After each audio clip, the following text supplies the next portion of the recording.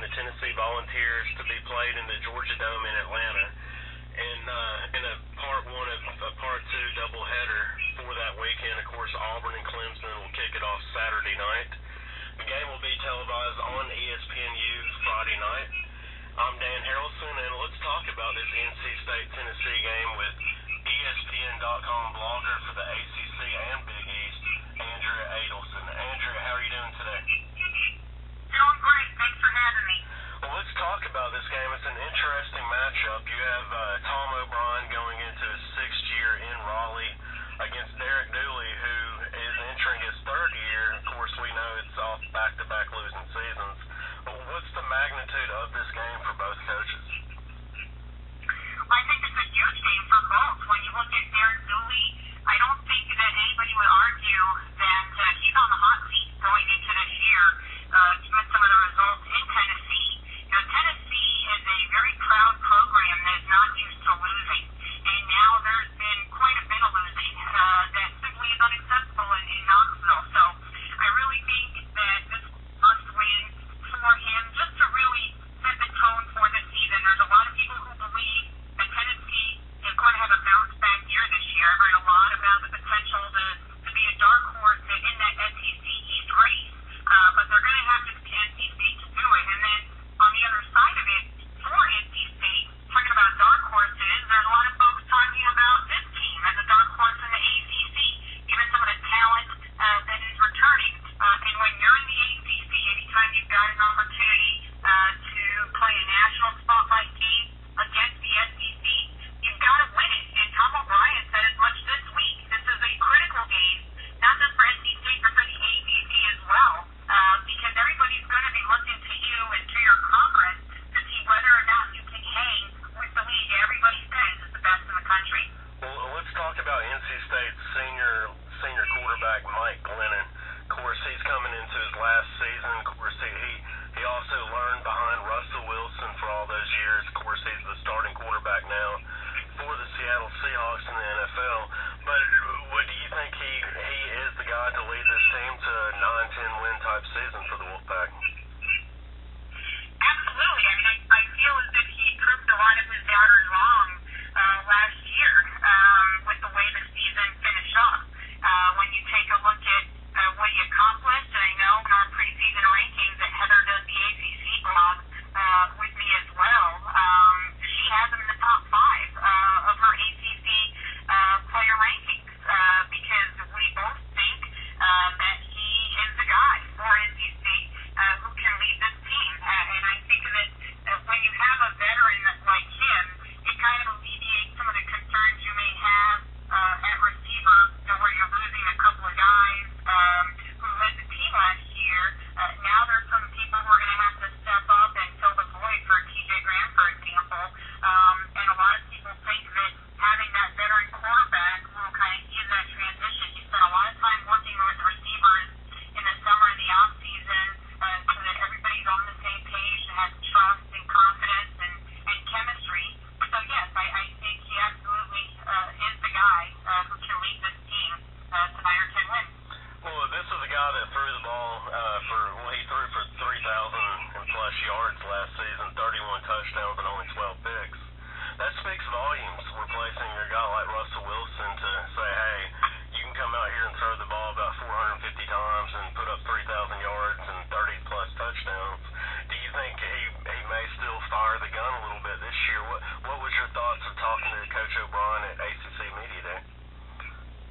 Yeah, absolutely. I mean, when you look at what he's capable of doing through the air, how could you not rely on him? And like I said, go back to last season and that whole Russell Wilson situation, everybody kind of wringing their hands and saying, what is going on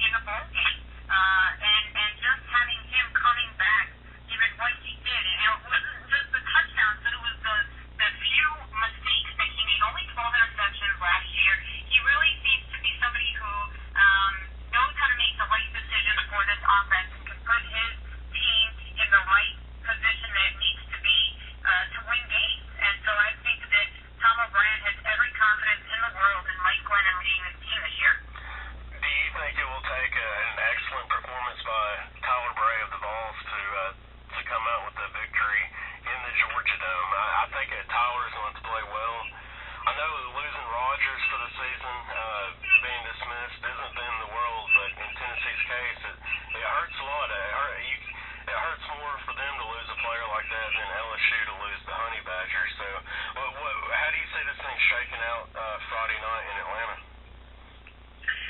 Well, you're right. I think Telebre is going to have a good day because he's going to have to somehow throw on the NC State secondary. And you guys know that that's an unquestioned strength of this team. Even with P.J. Wilson out, he had lost his starting job anyway. Now, obviously, you got Emerson back there, you got Wolf back there. They're going to have to figure out a way to get this ball past those guys. And without Rogers, I think that's going to be a very difficult task for this team. I think one thing to watch, though, is Tennessee maybe trying to take advantage a little bit and establish a run with NC State having new guys in the linebacking group. I think that's an area Tennessee is probably going to try to exploit, and certainly that's got to be an area of concern for Tom O'Brien just when he looks at some of the inexperience that he has at linebacker. I asked him about that this week, and he basically said, we're just going to have to wait and see how they play in the game. But Tennessee has not done well in the Georgia Dome. They've not played well there. And so I'm sure that gives NC State fans a little bit of confidence going into this game. Well, you're exactly right. I believe the last time the Vols won in the Georgia Dome was 1998, and T. Martin and company went on to win the national championship that year. So I guess they're kind of looking for that type of luck, but it has been a while. I think they've lost 5 straight there, so it's pretty amazing to see Tennessee go through this downward spiral. Right, exactly. And as I said at the beginning, this is just so unusual for Tennessee. I grew up in the state of Florida, and so I've watched SEC football, and I currently live in Orlando, so I'm still very familiar with SEC football. And in the time I grew up, it was always Tennessee and Florida fighting it out for the SEC East, and now to see those two teams kind of struggling a little bit to get back to the top. It's just been kind of a role reversal, but more so for Tennessee with the losing seasons. I mean, it's just folks got tired of Phil Fulmer, but he didn't have any seasons like this, and so it's kind of like one of those careful what you wish for situations. Are you happy with 8 and 5 seasons? Are you happy with 5 and 7 seasons? It's really all a matter of your perspective, and so I think that's why this is such a critical game for Tennessee. Okay, Andrea, last question. Who's going to play for the Crystal Ball in Miami? Who are you going with? Well, I've been saying USC, LSU for a long time. I haven't changed my mind on LSU even without the Honey Badger because I just think they have so much talent on defense. And I think Mettenberger at quarterback is going to be an upgrade over what they had last year with Jordan Jefferson. And when I look at USC, I just see some of the best players in the country on that team on offense. Matt Barkley, the receivers, getting Silas Rennan. The only question there is the depth on that team. If they get a couple of injuries, particularly up front, that may hurt USC. But if they can stay healthy with talent that they have in their starting group, their top 22, 25 players, I think they should be in Miami playing for the national championship. Well, Andrew, you do great work on the ESPN.com as well as the ESPN3 of the Media Day coverage. That was outstanding. And we definitely need to get up throughout the season, and especially when Florida State plays Clemson in Tallahassee.